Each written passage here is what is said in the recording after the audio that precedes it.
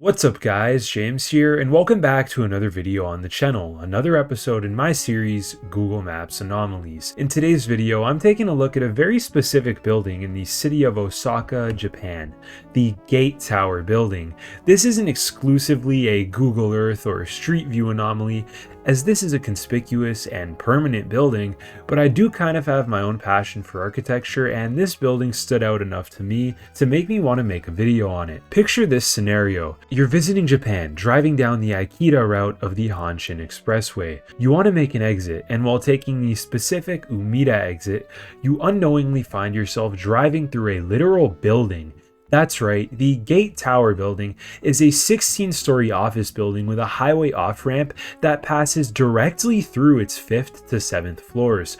The remaining space on these floors is dedicated to elevators, stairwells, and other machinery, so the elevators that operate in this building have buttons jumping directly from floor 4 to floor 8. But the elevators do run through glass tubes, so you can see a bird's eye view of the tunnel as you're carried through it.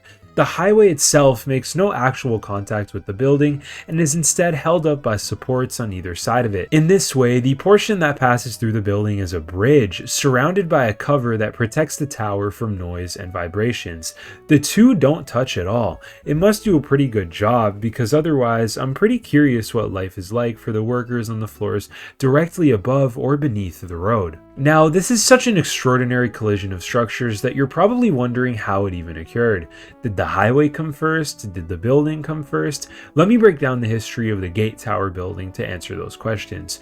Osaka is a large city that was first settled over 1,000 years ago, and up until the late 20th century, the area now occupied by the Gate Tower building had much less denser land uses. Since the early Meiji period, which began in the 1860s, the land currently occupied by the Gate Tower building was occupied by a wood and charcoal business who owned the property rights.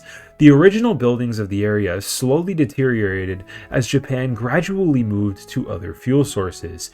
In 1983, redevelopment for the area was planned, which would turn it into an urban environment of new streets, as well as mid-rise and high-rise office buildings and condominiums. Suezawa Sangyo, the property owner, planned to build an office building on the property. However, permits for the building were denied as the highway had already been planned. This resulted in a conflict. The Hanshin Expressway Corporation needed the land to complete their highway, and usually they can pay landowners enough money to give up their property, but Suezawa refused to relinquish his ownership of the land and still wanted to develop it. The highway needed to be completed, but the landowners held out, and thus, after years of negotiations, a compromise was made. In 1989, Japan's city planning laws, city redevelopment laws, highway laws, and building codes were revised to allow the unified development of highways and buildings on the same property.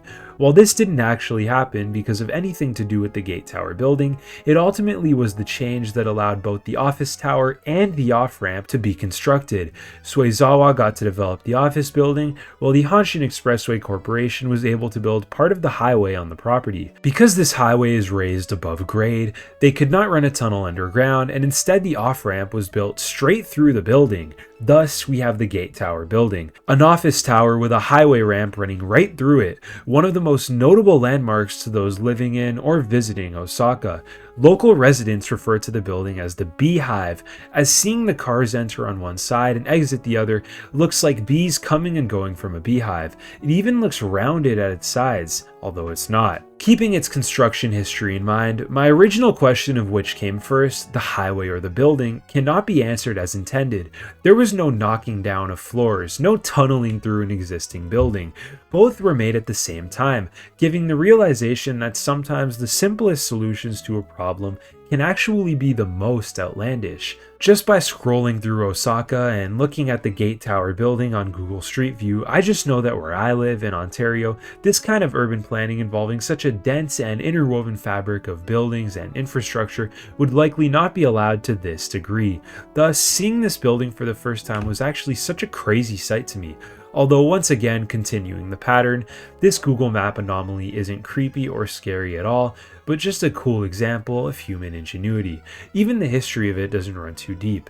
Still, I thought it was an interesting example of architecture that's made its fair share of circulation across the internet, and I wanted to talk about it on my channel.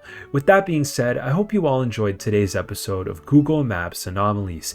Thank you all so much for watching. I hope you enjoyed the video, and I hope that you have a great weekend, and I'll see you on the next one.